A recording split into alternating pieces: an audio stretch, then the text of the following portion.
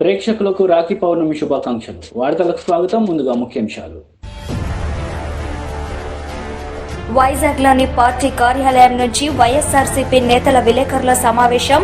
TDP నేతలపై fire.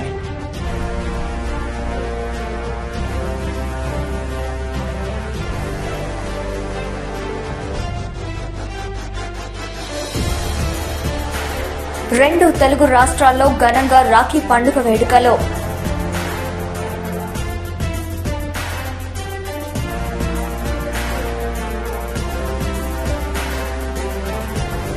BJP రాష్ట్ర అధ్యక్షులు బండి సంజయ్ చేపట్టిన ప్రజా సంగ్రామ 3వ విడత పాదయాత్ర. యాత్రకు ప్రజల విశేష స్పందన. సృష్టికి మూలం స్త్రీ, స్త్రీ లేనిదే మగ కూడా లేడని బీజేపీ రాష్ట్ర అధ్యక్షులు బండి సంజయ్ అన్నారు. సంగ్రామ యాత్రలో భాగంగా శుక్రవారం యాదాద్రి భువనగిరి జిల్లా రామన్నపేట మండలం పల్లివాడ గ్రామంలో నిర్వహించిన రాఖీ వేడుకల్లో పాల్గొని మాట్లాడారు.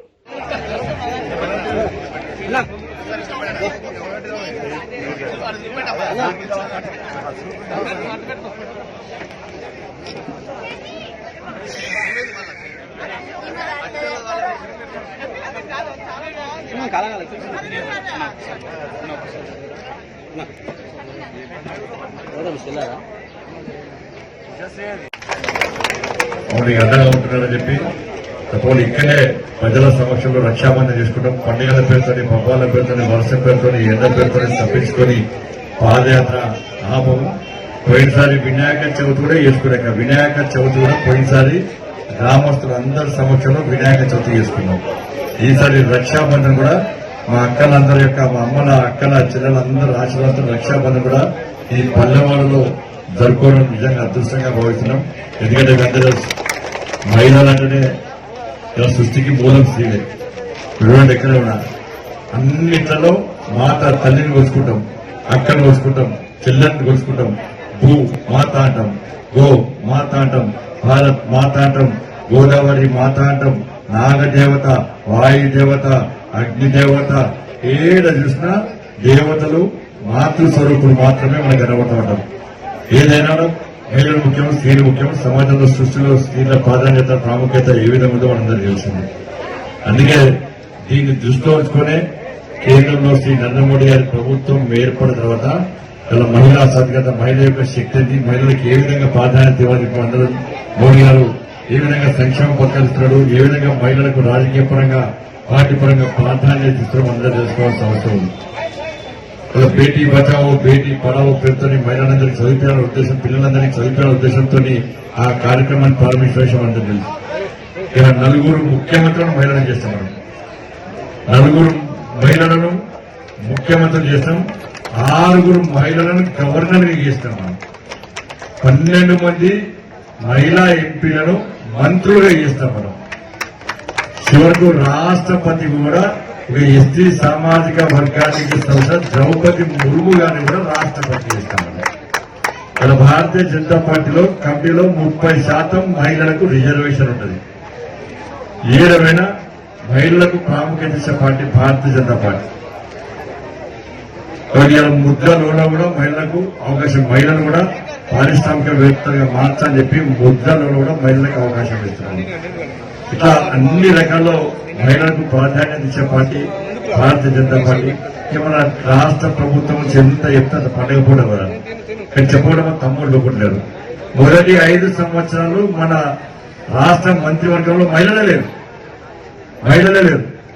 ఇలా దేశ ప్రధానము ఇలా మహిళ గర్భవతి ఉన్న సమయంలో మహిళలకు పౌష్టికాహారం అందించాలని చెప్పి ఇలా 6,000 రూపాయలు ఒక్కొక్క గర్భిణీ మహిళకు మోడీ గారు అందిస్తూ దాన్ని కేసీఆర్ కిట్ అని పెట్టి పేరు మార్చుకోవడం మనం ముఖ్యం. భారతదేశానికి స్వాతంత్ర్యం వచ్చి 75 సంవత్సరాలు పూర్తి చేసుకున్న సందర్భంగా ఆజాదీ కా అమృత్ మహోత్సవంలో భాగంగా కాంగ్రెస్ పార్టీ ఆధ్వర్యంలో బాసరా అమ్మవారి చిత్రంలో మొదలుకున్న తిరంగ యాత్ర మోపిదేవి బాసరా నుండి మొదలుకు చేరుకుంది.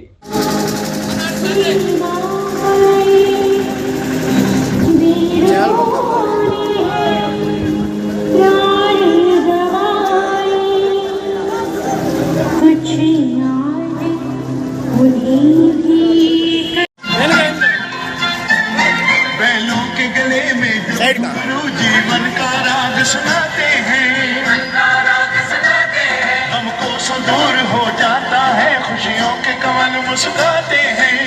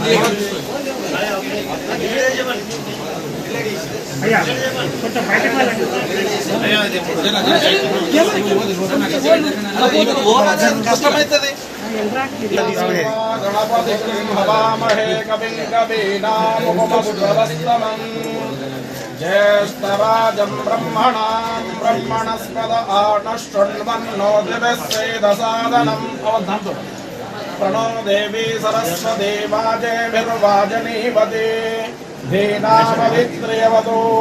श्रीमन्महागणाधिपतये नमः। श्रीमहासरस्वत्यै नमः। श्रीगुरुभ्यो नमः। हरिः ओम। देवीं वाचमदनयन्त देवास्त्वां विश्वरूपा पशवो वदन्ते। मुहूर्तोऽस्तु। सर्वमङ्गलमाङ्गल्ये शिवे सर्वार्थसाधिके शरण्ये त्र्यम्बके गौरी नारायणि नमोऽस्तुते। शुक्लाम्बरधरं विष्णुं शशिवर्णं चतुर्भुजं प्रसन्नवदनं ध्याये सर्वविघ्नोपशान्तये। विष्णुर्विष्णुर्विष्णुते बौद्धौतरे रामक्षेत्रे स्मर्तमाणे चांद्रमानेन विवारिकस्रे शुभकृत्नाम संवत्सरे दक्षिणायने वर्षाऋतौ श्रावणमासे शुक्लपक्षे अध्यदितौ द्वादश्यां भौमवासरे मूला नक्षत्र दिवसे शुभयोगे शुभकर्ण एवं गुणग्राहकण विशेषण विशिष्टायां विद्यारूप शालाक्षि सर्वविद्या प्रदेहि मे शरदिन्दु समाकारे परब्रह्म स्वरूपिणी आसरा पीठनिलये सरस्वती नमोस्तुते। आजादी के 75 साल के पूर्व में AICC अध्यक्षानिका हमारे जिला टाइगर महेश्वर रेड्डी कमेटी के और वैसे ही हमारे जिला मंडल मंडल के मंडल अध्यक्ष सरपंच ZPC सबको मेरे तरफ से धन्यवाद देता हूँ। आज हमारे आज़ादी होकर 75 साल पूरे हो गए हैं। जिस दिन हमारे को आज़ादी मिली थी उस दिन सबसे पहले पंतप्रधान पंडित जवाहरलाल नेहरू हुए थे। पंडित जवाहरलाल नेहरू जिस दिन गद्दी पे बैठे थे उस दिन आज हमारे देश में हमारे महेश्वर रेड्डी साहब बोले ऐसा इलेक्ट्रिसिटी नहीं थी, विद्या बोले तो एजुकेशन नहीं था, इलेक्ट्रिसिटी नहीं थी और रोड्स नहीं थे और प्रोजेक्ट्स नहीं थे और रेलवे लाइन नहीं थे और हमारे एयरपोर्ट्स नहीं थे। अभी 75 साल के पूर्व में हमारा कांग्रेस पार्टी कम से कम 55 साल देश में आज़ादी के बाद देश में परिपालना किया। उस संदेश में आज हम क्या कुछ नहीं करें। जिस दिन हमारे पास पंडित जवाहरलाल नेहरू पंतप्रधान हुए थे उस दिन हमारे पास सुई बनाने का कारखाना भी नहीं था उस दिन, और हमारे पास एजुकेशन के वास्ते और कुछ भी नहीं था। जब उन्होंने 4-5 IIT कॉलेज चला के देश के बच्चों के वास्ते अच्छा होना बोलते उन्होंने करा। और इलेक्ट्रिसिटी देखे तो हमारे गांव में कहीं भी रह दो, विलेजेस में कहीं भी इलेक्ट्रिसिटी नहीं थी। आज हर गांव में 99.99 हर गांव में इलेक्ट्रिसिटी हो गई है। और वैसे ही जो हेडक्वार्टर मंडल हेडक्वार्टर्स है उसको रोड्स नहीं थे, चलते आते थे। आज हर मंडल हेडक्वार्टर में हम मोटरसाइकिल बस रोड से आ रहे हैं। और उसी तरीके से इलेक्ट्रिसिटी फोन जब हमारे देश में आज़ादी हुई थी उस दिन खाली हैदराबाद बॉम्बे ऐसे सिटी में टेलीफोन थे। आज हर गांव में हर विलेज में मोबाइल फ़ोन हुए, स्मार्टफोन हुए। आज़ादी के 75 साल के बाद हमारे अपोजिशन पार्टी वाले देश को कांग्रेस वालों ने कुछ भी नहीं बनाया बोल के नारा लगाते हैं। आप सोचने की बात है 50 साल 55 साल जो आजाद कांग्रेस हुकूमत की है उस टाइम में जितना डेवलपमेंट हुआ आज क्या हुआ आप ही सोच लो। हम ज़्यादा आज आज़ादी का दिन है उसके बाद हम नहीं बोल रहे हैं।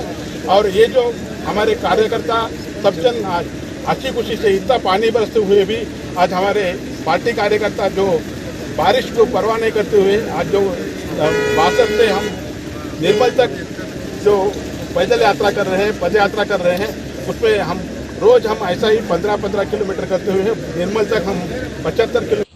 రాజన్న సిరిసిల్ల జిల్లా వేములవాడ పట్టణంలో ప్రెస్ మీట్లో గౌడ జన హక్కుల పోరాట సమితి మేకుదెబ్బ జాతీయ అధ్యక్షులు, తెలంగాణ గౌడ సంఘాల జేఏసీ రాష్ట్ర చైర్మన్, జాతీయ బీసీ సంక్షేమ సంఘం రాష్ట్ర ప్రధాన కార్యదర్శి అమరవేణి నర్సాగౌడ్, మేకుదెబ్బ రాష్ట్ర కార్యదర్శి బుసరపు మొండేగౌడ్, ఎం సంతోష్ గౌడ్, జె వెంకట్ గౌడ్, ఏ భారత్ గౌడ్లు మాట్లాడారు. అందరికీ నమస్తే. నా పేరు అమరవేణి నర్సాగౌడ్, గౌడ జన హక్కుల పోరాట సమితి మేకుదెబ్బ జాతీయ అధ్యక్షులు, తెలంగాణ గౌడ సంఘాల జేఏసీ రాష్ట్ర చైర్మన్, జాతీయ బీసీ సంక్షేమ సంఘం రాష్ట్ర ప్రధాన కార్యదర్శి హైదరాబాద్. మిత్రులారా, ఈ రోజు మధ్యాహ్నం నిజామాబాద్ జిల్లాలోని ఆర్మూర్ పట్టణంలోని ఆర్ఎండ్బి గెస్ట్ హౌస్ లో కొందరు మా గౌడ సోదరులు మిత్రులు రవి గౌడ్, అంజయ్ గౌడ్, శ్రీనివాస్ గౌడ్, సాయినాథ్ గౌడ్ అనేటువంటి ఒక నలుగురు పెద్ద మనుషులు గౌడ పెద్ద మనుషులు వాళ్లకు మరోసారి నమస్కారం చెప్తున్నా. అన్న గౌడన్నలు, నాకెందుకో మిమ్మల్ని విమర్శించాలంటే నాకు మనసు పట్టలేదు. నేను గత 25 సంవత్సరాల ప్రజా ఉద్యమాల్లో గౌడ సంఘంలో పనిచేస్తున్నటువంటి నేను మీరు వాడిన భాష, మా రవణ మిత్రుడు మాజీ సర్పంచ్ ఇప్పుడు కౌన్సిలర్ ఉన్నటువంటి రవణ కొంచెం నోరు అదుపులో పెట్టుకొని మాట్లాడితే బాగుంటదేమో, వాడు వీడని కొత్త వల్గర్స మాట్లాడారు. నేను ఎందుకంటే అదే నువ్వు రెండో రావైతే ఇప్పుడు నేను మాట్లాడే పద్ధతి వేరుంటది. మా మిత్రులకు మరోసారి మీరు కనీస కామన్ సెన్స్ దృష్టిలో పెట్టుకొని మాట్లాడాలని కోరుతూ, అన్న మీరు గౌన్లో అని చెప్పి అలా ప్రెస్ మీట్ పెట్టారు కదా, మీకు దండం. గౌన్లు అయితే మీ నియోజకవర్గంలో మీ పార్టీలో ఒక గౌడ సర్పంచ్ కు ఉన్నటువంటి చిన్న 2 చంటి పిల్లల తల్లి మీద అక్రమ కేసు పెట్టింది నిజమా కాదా? మీరు మనుషులే అయితే కనీస విజ్ఞత ఉంటే, నేను తప్పు పట్ల జీవన్ రెడ్డి ఏం జరిగిందా, ప్రసాద్ గౌడ్ ఏం జరిగిందా, హైదరాబాద్ ఏం జరిగిందా, ఎన్ని డ్రామాలు ఆడిందా, ఆ డ్రామా లోపల ఎట్లా బహిర్గతం దొరికిందా, నేను హైకోర్టులో పిటిషన్ వేసి మొత్తం కూడా మీకు దృష్టికి తీసుకొస్తా. కానీ గ్రామంలో ఇంట్లో ఉన్న ఒక చిన్న చంటి పిల్లల తల్లిని ఏటుగా పెట్టినప్పుడు మీరు గౌడకులు వస్తాయి కదా, మీకు అక్కడ అక్రమంగా పెట్టినట్టు తప్పుగా కనబడట్లేదా? అంటే అసలు మీకు నేనేమనుకుంటే కళ్ళు చెవులు లేనట్టు అనిపిస్తుంది. ఎందుకంటే నేను ఎక్కడో హైదరాబాద్ నుండి మాకు ఒక గౌడ ప్రజాప్రతినిధికి అన్యాయం జరిగిందంటే అక్కడ వచ్చినాం. గ్రామంలో సందర్శించినప్పుడు వాళ్ళ కుటుంబ సభ్యులు ఎవరు ఇప్పటి వరకు మాకు తెలియదు. కానీ ఆ గ్రామంలో దళితులు, మహిళలు, ప్రజలందరూ కూడా, మహిళలు ప్రధానంగా జీవన్ రెడ్డి చరిత్ర మొత్తం చెప్పి నా దగ్గర వీడియో ఉంది. కానీ మీ గౌడ కులస్తులు అని చెప్పి ఒక అన్యాయం జరిగిందని పాపం ఆ యాదవ్ ఏదో వాళ్ళు కార్యక్రమం పెడుతుంటే మేము సోషల్ మీడియాలో చూసొచ్చి ఆ సంఘటన అన్యాయం అని చెప్పి ఖండించడం తప్పు అని చెప్పేటటువంటి నైతిక విలువలు మీకు లేదన్న విషయాన్ని గ్రహించండి. ఇంకో మాట, ఈ గౌన్లు గానులు లేకపోతే ఈ ప్రాంతం గానులు అంటారు, తప్పు. బైసాబ్, మీ మిత్రులారా, మీరు రాజకీయాలు రాకముందు మీ గ్రామంలో నేను రాజకీయం చేసిన, ప్రజా ఉద్యమాలను ఉన్నా, చెప్తా. నేను ఎక్కడైనా బహిరంగ కూర్చున్నట్టు చెప్తా. కానీ మిత్రులారా, మేము వేరే వ్యక్తులు అయితే మాట్లాడే విధానం వేరుంటది. కానీ మీ లోపల నలుగుట్ల మాట్లాడే ఒక వ్యక్తి ఉన్నాడు, ఆయన బలైన వర్గాల ఐక్యత, పైన దాడులను ఖండిస్తాం. బడుగుల పైన దాడులను అధికార పార్టీ అవినీతి నశించాలి. అధికార పార్టీ అవినీతి, అక్రమ కేసులను, అధికార పార్టీ అక్రమ కేసులను. ఖబర్దార్ జీవన్ రెడ్డి, జీవన్ రెడ్డి, జీవన్ రెడ్డి, ఖబర్దార్ జీవన్ రెడ్డి. వదిలాలి ఎస్సీ ఎస్టీ బీసీ మైనార్టీల ఐక్యత, వదిలాలి ఎస్సీ ఎస్టీ బీసీ మైనార్టీల ఐక్యత. నా పేరు కనక ప్రమోద్ మారిగా, నేను ఎంఆర్పీఎస్ నిజామాబాద్ జిల్లా కన్వీనర్. గత 2 రోజుల కిందట టీఆర్ఎస్ బీజేపీలో గెలిచిన సర్పంచ్ లావణ్య గారు మన భర్త అయిన ప్రసాద్ గారిని తలోపబెట్టి ఇబ్బందులు గురి చేసి, ఎన్నో ఇబ్బందులు గురి చేసి, మళ్ళా పార్టీకి తీసుకొని పార్టీలో ఎదగనీయకుండా, పార్టీ ముఖ్యంగా ఈ అగ్రవర్ణ పార్టీలు ఎస్సీ ఎస్టీ బీసీలను ఎదగనీయకుండా ఎన్నో కుట్రలు చేస్తున్నా గానీ నిలదొక్కి ఒక్కసారి గమనిస్తే 18 లక్షలు ఒక బీసీ అయినా ఆ గ్రామంలో అభివృద్ధి కోసం కొట్లాడుతుంటే ఆ 18 లక్షలు ఇవ్వడానికి కూడా ఈ అగ్రవాళ్ళ ప్రభుత్వానికి కూడా ముందరికి రాలేకపోతుంది. అందులో ముఖ్యంగా జీవన్ రెడ్డి గారు కూడా మన ఎస్సీ ఎస్టీ బీసీ సర్పంచులు ఎంపీటీసీలు ఎవరైనా పనులు చేస్తా అంటే ఓచుకోవడానికి ముందరికి రాకుండా ఓన్లీ అగ్రవర్ణాలు మేమే పనులు చేస్తాం, మేమే ఎస్సీ ఎస్టీ బీసీలో కుంటుంటామని చెప్పేసి ఇవన్నీ చేసుకుంటా ఇలా చేస్తుంటే ఎవరైనా ఒక పేద అయినా అభివృద్ధి చేద్దామని చెప్పేసి రాజకీయాలకు వస్తే భయపెట్టే ప్రయత్నం చేస్తారు. అలాంటి ప్రయత్నం చేసిన ప్రసాద్ గారు 18 లక్షలు ఖర్చు పెట్టి అభివృద్ధి చేసే కార్యక్రమంలో ముందరికి వస్తే ఆ అభివృద్ధి కార్యక్రమాలన్నీ ఎమ్మెల్యే గారి ఎన్నోసార్లు పట్టుకున్నా ఆదాయ పథకాన్ని పట్టించుకోకుండా పక్కన పెట్టే ప్రయత్నం చేశారు.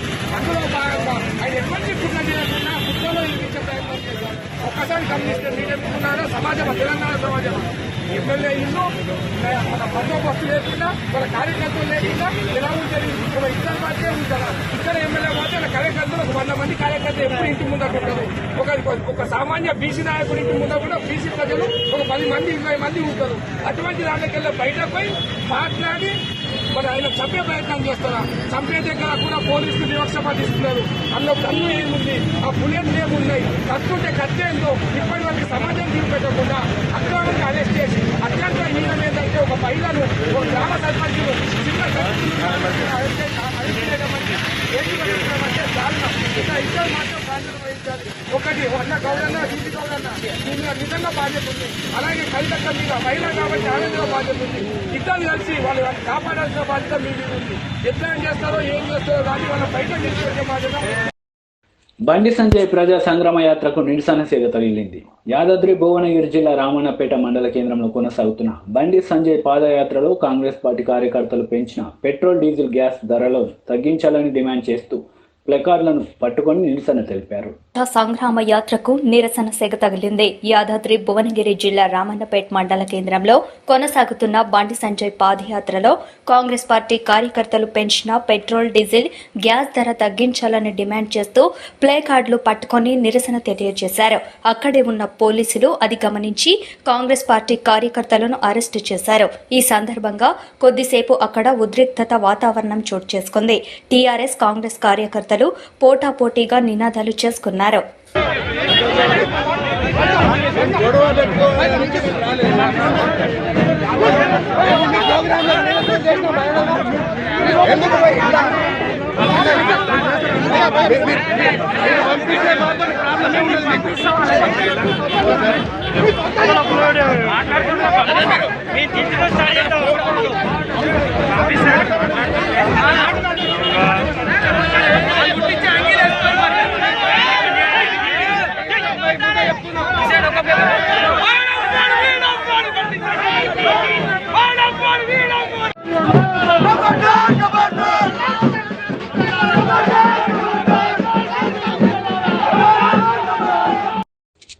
బీజేపీ రాష్ట్ర అధ్యక్షులు బండి సంజయ్ చేపట్టిన ప్రజా సంగ్రామ యాత్ర 3వ విడత పాదయాత్ర గురువారం రామన్నపేట మండల కేంద్రానికి చేరుకుంది. స్థానిక సుభాష్ సెంటర్లో ప్రజలను ఉద్దేశించి మాట్లాడుతూ కేసీఆర్ పై నిప్పులు చెరిగారు. మీకు కాళేశ్వరం నీళ్లు రావాలన్నా ఈ ప్రాంతంలో సార్కు ముఖ్యమంత్రి కుటుంబానికి ఒక 3 దుబాయ్ వంతా అని చెప్పి తీసుకుపోయి ముంబైలో రూమ్ లో కూర్చుండబెట్టి ఇదే దుబాయ్ అని చెప్పి అది దించి ఉడికేసినోడు ఈయనే, దొంగ పాస్పోర్ట్ తయారు చేసింది ఈయనే. ఆయన బడికొచ్చి లోపడేసిదట. వాళ్ళ పెనిమిటి నా దగ్గరకు వచ్చింది.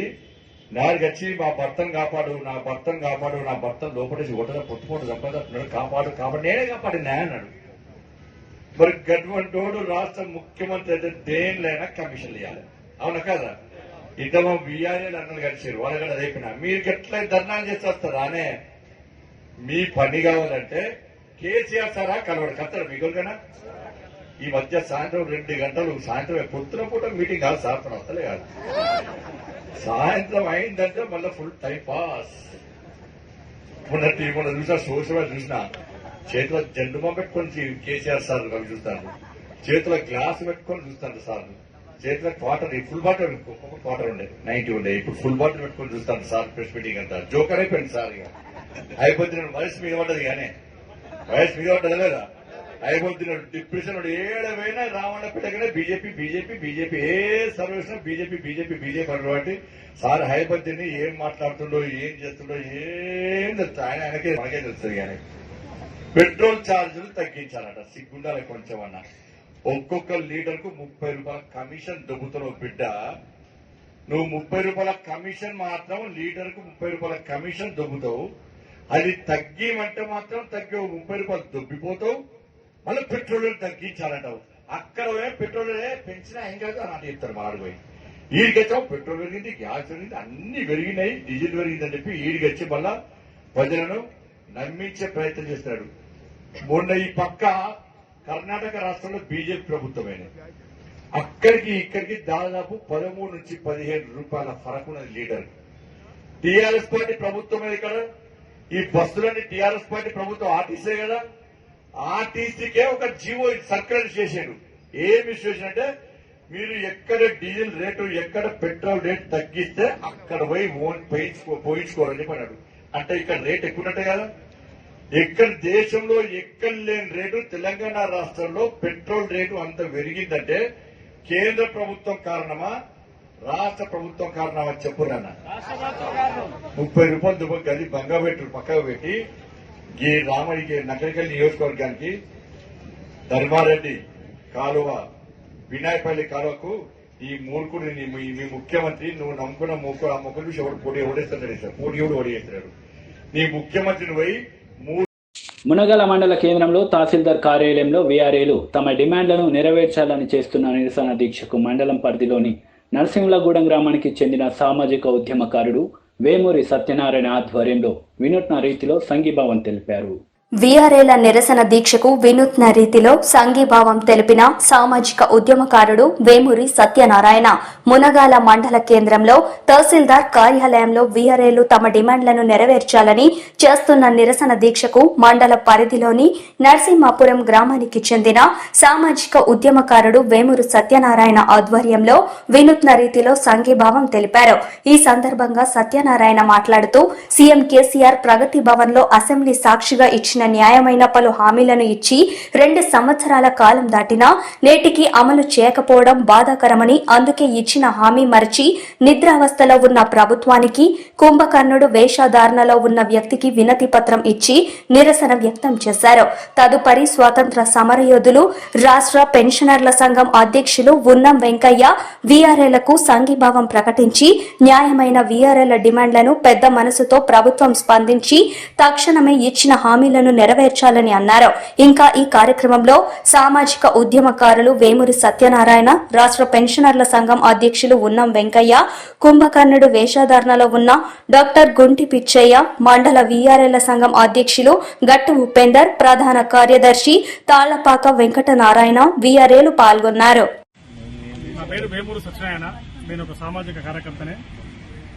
గత 18 రోజులుగా మన తెలంగాణలో మన వీఆర్ఏ జేఏసీ వాళ్ళు 10 రోజులుగా నిరాహార దీక్షలు చేస్తున్నారు. దీని సారాంశం ఏంటని చెప్పంటే గతంలో వీఆర్ఏకి ఇస్తా అని చెప్పిన న్యాయమైన హామీలను సాక్షాత్తు మన తెలంగాణ రాష్ట్ర ముఖ్యమంత్రి కల్వకుంట్ల చంద్రశేఖరరావు గారు 2017లో ప్రగతి భవన్లో హామీ ఇవ్వడం జరిగింది. అదేవిధంగా 2020లో మరొకసారి 2022లో సాక్షాత్తు అసెంబ్లీలోనే ప్రకటన చేయడం జరిగింది. వారికి ఏదైతే కొన్ని హామీలు ఇచ్చారో హామీలన్నీ సంపూర్ణంగా నెరవేర్చాలని చెప్పంటే దానికోసం ఆయనే స్వయంగా చెప్పేసి ఆయన ఇచ్చిన హామీలను నెరవేర్చకపోవడం కూడా ఒక దురదృష్టకరం. అదేవిధంగా ఈ వీఆర్ఏలు అని చెప్పంటే గ్రామాలలో అందరికీ తెలిసిన విషయమే. గ్రామాల్లో ఏ ఒక్క కార్యక్రమం చేసినా దాంట్లో కూడా అక్కడ ఎవరికి ఎలాంటి రైతులకి ఎలాంటి భూ సమస్యలున్నా ఎలాంటి వాటిని పరిష్కారం చేయాలని చెప్పన్నా దానికోసం ముందుండి నడిపించేది వీఆర్ఏనే. అలాంటి వీఆర్ఏలని ఇవాళ ప్రభుత్వం అందరి అధికారులకి ఒక రకంగా చూసుకుంటూ కేవలం చవితి తల్లి ప్రేమ మీద ఇలా ప్రభుత్వం దారుణం. ఇప్పటికైనా సరే మనం ఇవాళ 75 సంవత్సరాల స్వతంత్ర దినోత్సవాలు మనం ఇవాళ బ్రహ్మాండంగా జరుపుకుంటున్నాం. అది కేంద్రం నుంచి రాష్ట్ర ప్రభుత్వానికి కూడా ఈ కార్యక్రమం చేయడం బానే ఉంది. కానీ అందరికీ స్వాతంత్ర్యం వచ్చింది. కానీ నేను మాత్రం ఏం చెప్పంటే గ్రామాల్లో ఉండి ఎంతో కష్టపడి తక్కువ వేతనంతో పనిచేసుకుంటూ న్యాయమైన డిమాండ్లు అది స్వయంగా ముఖ్యమంత్రి గారు ఇచ్చిన హామీలు నెరవేర్చకుండా వారి విధంగా చేయడం అని చెప్పినది కూడా నేను వారికి స్వాతంత్రం వచ్చిందని భావించట్లేదు.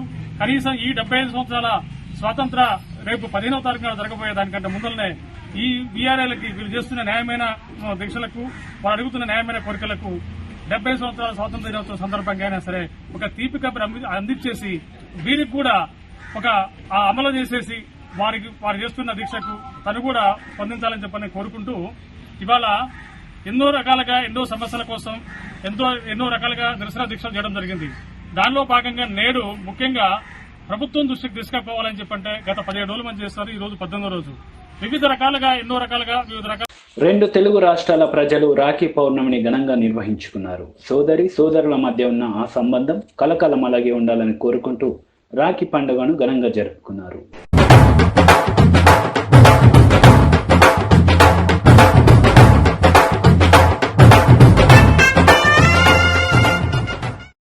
వాణిజ్య విభాగం రాష్ట్ర అధ్యక్షులు డొంకి రాకేష్ మీడియా సమావేశం నిర్వహించారు. ఈ సందర్భంగా పలు అంశాలపై ఆయన మాట్లాడారు.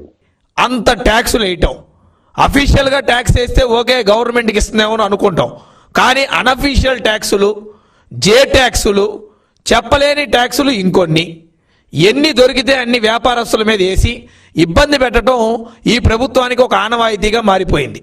మరి గత ప్రభుత్వం తెలుగుదేశం పార్టీతో పోల్చుకుంటే ఈ ప్రభుత్వం 3 సంవత్సరాల పరిపాలన పోల్చుకుంటే వ్యాపారస్తుల పరిస్థితి ఎంత దీనంగా ఉందో ప్రతి వ్యాపారస్తుడు కడుపు చీల్తే కాళ్ళ మీద పడుతుంది కాబట్టి బయటికి చెప్పలేని పరిస్థితి. ఎందుకనంటే రోడ్డు మీద కూర్చొని వ్యాపారం చేస్తాం, ఈ జే ట్యాక్స్ వాళ్ళతో మనకెందుకు ఇబ్బందులని వ్యాపారస్తులందరూ కూడా కుమిలిపోతున్న పరిస్థితి ఈరోజు మనకు కనబడుతుంది. అదేవిధంగా మనం చూసుకున్నట్టయితే జగన్మోహన్ రెడ్డి గారు అధికారంలోకి రావటం ఆలస్యం, ఇమ్మీడియట్గా కొన్ని వ్యాపారాలను సైతం బంద్ చేసి పక్కన పెట్టి చేశారు. సినిమా టికెట్ల సైతం ఏ ఇష్యూ లేని సినిమా టికెట్లను ఆపి ఒక కృత్రిమ వైజాగ్లోని పార్టీ కార్యాలయం నుంచి వైఎస్ఆర్సీపీ నేతలు విలేకరుల సమావేశం నిర్వహించారు. ఈ సందర్భంగా టీడీపీ నేతలపై వారు మండిపడ్డారు. మళ్ళీ కూడా చెప్తున్నాం, ఇది వరకు కూడా తుప్పుబాబుకి పప్పుబాబుకి వైఎస్ఆర్ కాంగ్రెస్ పార్టీ నుంచి ఎన్నో సవాళ్ళు ఇస్తున్నాం, కానీ మీరేం చేస్తున్నారంటే వాళ్ళు అలాగ అరుస్తూనే ఉంటారు అన్న ఫీలింగ్ పెట్టుకొని మీరు మీ ఇష్టారాజ్యంగా ప్రవర్తిస్తున్నారు. మార్పింగ్ వీడియోలు చేయాలి అంటే తుప్పుబాబాల తర్వాతే, ఎందుకంటే దానికి మరో పేరే వాళ్ళు. వ్యభిచారం కోసం మాట్లాడుతున్న ఈ తుప్పుబాబు పప్పుబాబు వాళ్ళ చరిత్ర ఏంటి అసలు? పగలైతే బీజేపీ పార్టీతో రాజకీయం చేస్తారు, వాళ్ళతోటి సంసారాలు చేస్తుంటారు. మధ్యాహ్నం అయితే కాంగ్రెస్ పార్టీ వాళ్ళతో రాజకీయాలు చేస్తుంటారు, వాళ్ళతోటి చాలా ఆలోచనలు పడుతుంటారు. రాత్రి అయితే జనసేన పార్టీతో ఆలోచనలు పడుతుంటారు. ఇలా ఎదవ రాజకీయాలు చేస్తూ వ్యభిచారం చేస్తున్నది ఒక టీడీపీ పార్టీ. ఈ రోజాలు పెద్ద పెద్ద కబుర్లు ఆడుతున్నారు. ఎవడ్రా చేస్తున్నారు ఇక్కడ వ్యభిచారాలు? నా కొడకల్లారా, ఏమనుకుంటారు అసలు వైసీపీ పార్టీ కోసం? జగన్మోహన్ రెడ్డి గారు కాలు గోటకు పంచేనా లుచ్చా కొడుకలు మీరందరూ. మీరు ఈ రోజు మాట్లాడుతున్నారు. టీడీపీ పోలిట్ బ్యూరో సభ్యులు శాసనసభ్యులు నిమ్మల రామానాయుడు మీడియా సమావేశం నిర్వహించారు. ఈ సందర్భంగా ఆయన మాట్లాడారు. మళ్ళీ ఒక విడత ఎగ్గొట్టడం విద్య దగా కాదా అని చెప్పి ఇవాళ విద్యార్థులందరూ కూడా ప్రశ్నిస్తున్నటువంటి పరిస్థితి. ఎందుకంటే నేను కూడా ఈ సంవత్సరం చూశాను, ఏదైతే స్టూడెంట్ అకాడమిక్ ఇయర్ అనేది జూన్లో ప్రారంభమవుతుందనే విషయం మనందరికీ కూడా తెలుసు. ఆ రకంగా చూస్తే 29/7 మొదటి విడత, 30/11 రెండవసారి, 16/3 మూడవది. అంటే ఈ రకంగా మరి 3 విడతలు ఇచ్చి మళ్ళీ ఈరోజు 11/8/22 ఈరోజు ఇచ్చేటువంటి విద్యాదీవెన మరి మొదటి విడత అని చెప్తూ ఉన్నాడు. అంటే ఈ యొక్క ఆగస్టు నెలలో ఇచ్చేటువంటిది మొదటి విడత అవుతే మరి గత విద్యా సంవత్సరానికి సంబంధించి మరి 7వ నెలలోను 11వ నెలలోను ఈ సంవత్సరం 3వ నెలలోను అంటే 3 విడతలు ఇచ్చి మరి ఒక విడత ఎగ్గొట్టడం ద్వారా ఆ విద్యార్థులు ఎంత నష్టపోతూ ఉన్నారు. ఈవేళ జగన్మోహన్ రెడ్డి ఒక విడత ఎగ్గొట్టడం ద్వారా ఆ యొక్క మేనేజ్మెంట్స్, ఆ కాలేజీ యజమాన్యాలు ఏవైతే ఉన్నాయో ఆ విద్యార్థుల్ని ముక్కు పిండి 4వ విడత వసూలు చేస్తూ ఉన్నారు. లేకపోతే వాళ్ళ హాల్ టికెట్లు నిలిపేస్తూ ఉన్నారు, లేదంటే వాళ్ళ సర్టిఫికెట్లు నిలిపేస్తూ ఉన్నారు.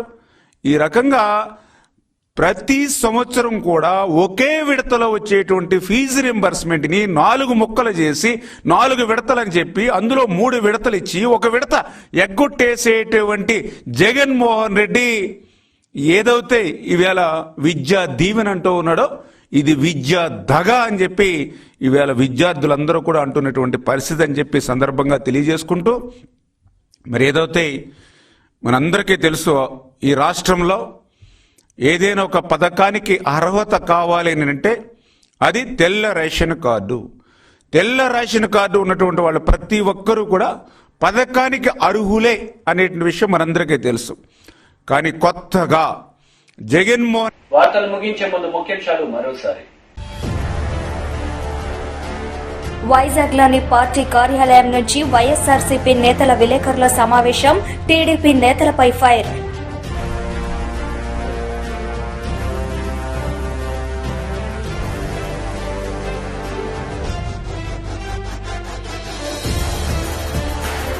రెండు తెలుగు రాష్ట్రాల్లో ఘనంగా రాఖీ పండుగ వేడుకలో